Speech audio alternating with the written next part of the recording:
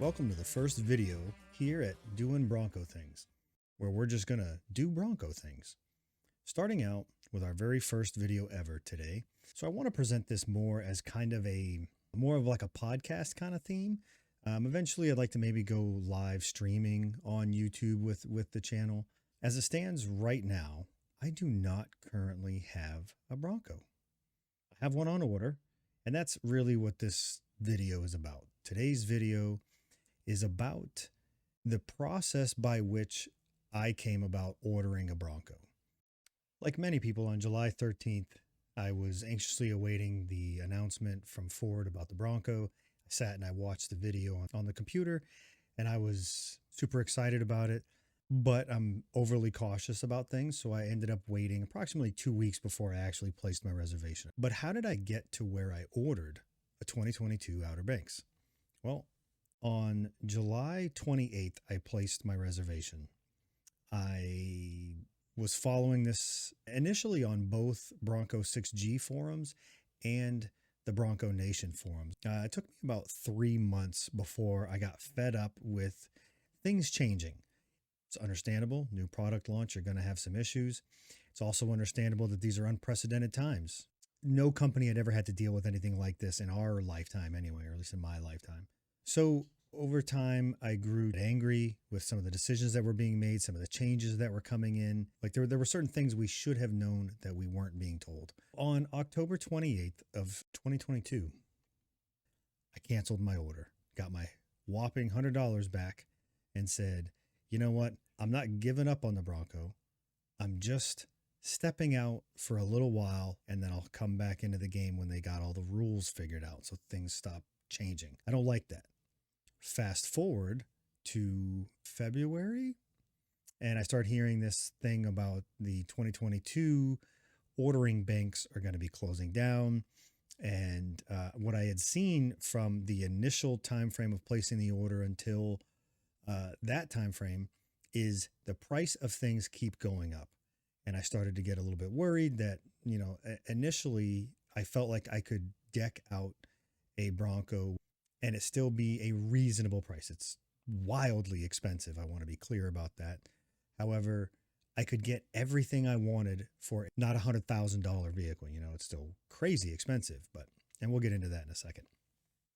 But as it stands, I went in the day before. I had called 2 days prior around to a bunch of different dealerships to inquire about, how to go about ordering a Bronco now as a brand new, no reservation holder, just guy off the street walking in to order a Bronco. And I knew walking in, I'm going to have a ton of constraint items. There's tons of videos out there on YouTube already about what the delay items are and how much they can delay your order.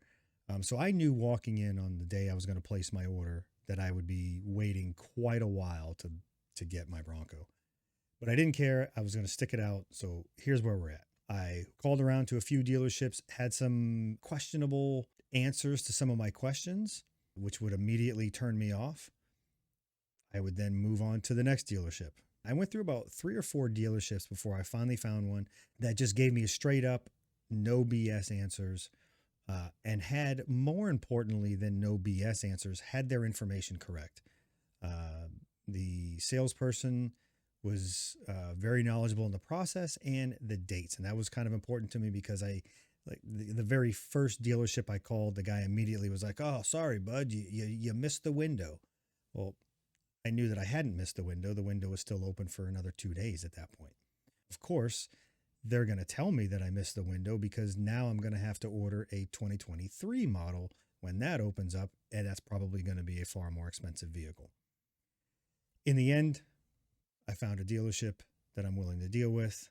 As it stands right now, I have a signed purchase order for a crazy amount of money for a vehicle. So for those interested about what is the vehicle that I ordered, I don't have any images of it yet. Eventually, I'd like to have some video footage, but I got some graphics that I'm going to show here on the screen. The first graphic I want to show is just kind of like the dates and where we're at in the process. So here's my dates. I have my original reservation on the 28th of July. I canceled that reservation on the 27th of October. This is all 2020. And then on the 8th of March, I walked into a dealership off the street, placed an order for a 2022 Outer Banks. Now I also have a little ticker here that will show you all the items that I've placed on my order and the price at the time of purchase, so that when this video becomes out of date, people will know what these things cost at the time that I placed my order. So you can see so far, it's like a punch list of all the delay items. And I knew that walking in, I was getting into a long wait for a vehicle.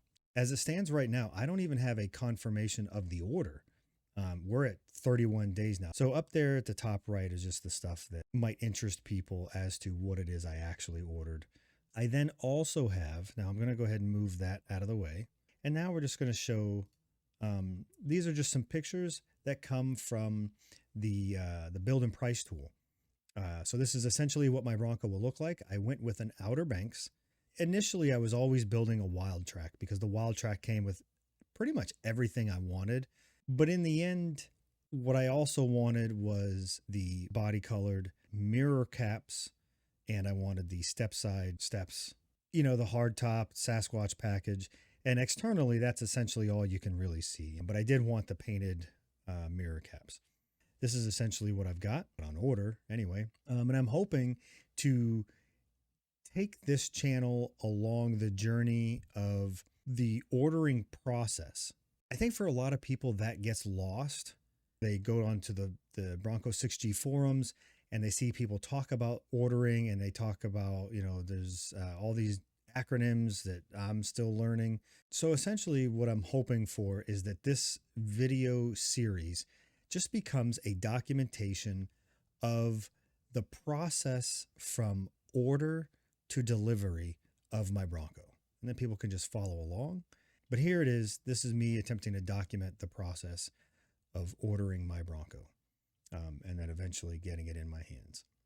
Once I get it in my hands, the channel will kind of shift gears towards outdoor, off-roading type stuff. And I'm not going to be, this vehicle will not be going massive rock crawling up here. Around this area, it's very slick off-roading. That's not what this vehicle is going to be about. It'll be my daily driver. I have a long commute to work. I'm fully aware of the cost of gas and how much that's going to cost me. This is a vehicle that there's some history with me and Broncos that I would like to talk about. So let's talk about the history of Broncos and me. So my earliest memories that play into anything to do with this Bronco is about the color. I was like most guys my age, I was a paper boy as my first job. I delivered newspapers in a military housing area. And I remember somebody having a Mustang. It was I don't know if it was my friend or one of the neighbors around my friend, but I remember sitting on the curb of my friend's house a lot and seeing this old Mustang. Now, I couldn't remember what year it was or anything about it. I just remember the color. And I remember the color being mesmerizing. And I remember having a conversation with an adult, I believe it was my father, about the color of that Mustang, and somebody telling me that it was candy apple red.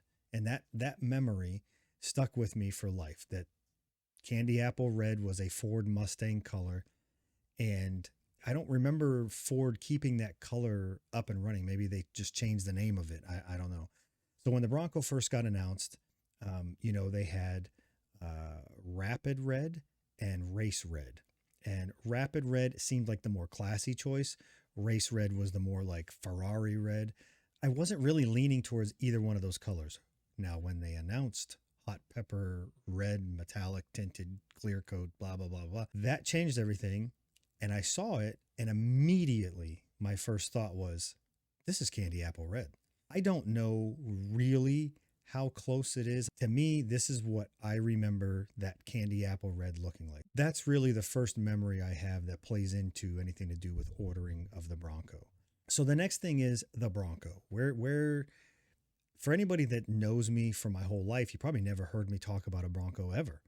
So where does this love of the Bronco come from? My first memory of Broncos, obviously as a kid, I used to see him driving around the full size Broncos.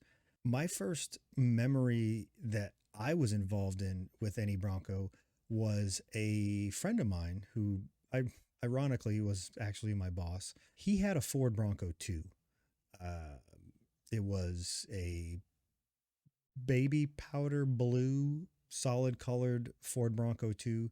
I had a lot of fun in that vehicle. There was a lot of coming of age things, memories that are kind of tied to that Bronco. And the guy that owned it probably has no idea that the Bronco had any kind of an effect on me or anything, but it did. So, Rick, if you're out there and you're listening to this video, thank you for giving me those Bronco memories. So then, at 17 years old, I joined the military. My first duty assignment was to North Dakota, out in the middle of nowhere. And one of the vehicles that we would use that wasn't an armored vehicle was a Bronco or a full-size Blazer. And these are the, what would that be, the fifth generation? I think fifth generation Broncos. So we're talking like 1990 models up to like 92, 93 model year. And they were the dark Air Force blue. So I remember thinking, man, if they have a dark blue model with a white hardtop, that's what I'm doing. The only dark blue model they had is the antimatter blue, which is so dark it looks black, and there's no white hardtops. Hell, there's barely hardtops for that matter.